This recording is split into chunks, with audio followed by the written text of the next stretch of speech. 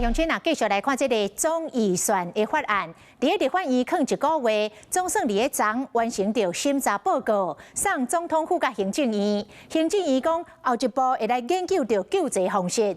啊，国民党团讲，行政院若提福利，就会加好决。日本の高校の海外での修学旅行。日本的高校海外旅行入门的景点就是参观总统府。今仔总统府公告，为2月15起暂停每个月假日的参观，因为预算被煽动，已经影响到整体的业务营运。总预算伫立法院经过1个月，今日总算送到总统府加行政院，不过民进党团批评讲，审查报告完全无列出确切的煽动的重点。有送等于跟没送，因为就跟1个月前完全是一模一样。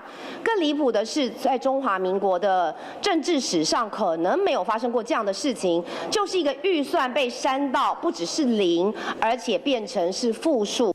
来看114年的审查报告，本来列出税出的总额是3兆1000多亿，国委员会审查结果减列67亿外，同样的通山的超过939亿，完全无列出议会减列数，嘛无整体占改列的金额。你看去年的总预算的审查报告，原税出的总额是2兆8800多亿，嘛列出审议结果减列总共有299亿外，税出总额。占改列2兆8000多亿，并按处理的数字写甲真清楚，一个比较就知影讲到底差偌济。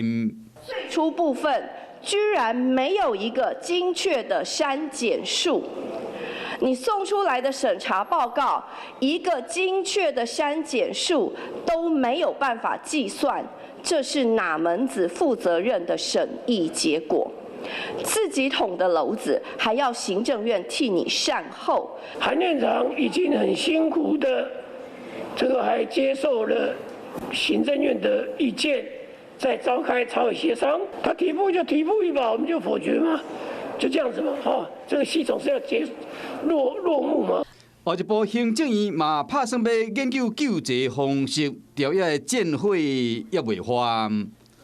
Hello， 我是蒋欣梅。想要抢先掌握最及时的新闻资讯吗？赶快订阅、按赞、开启小铃铛，锁定华视新闻 YouTube 频道。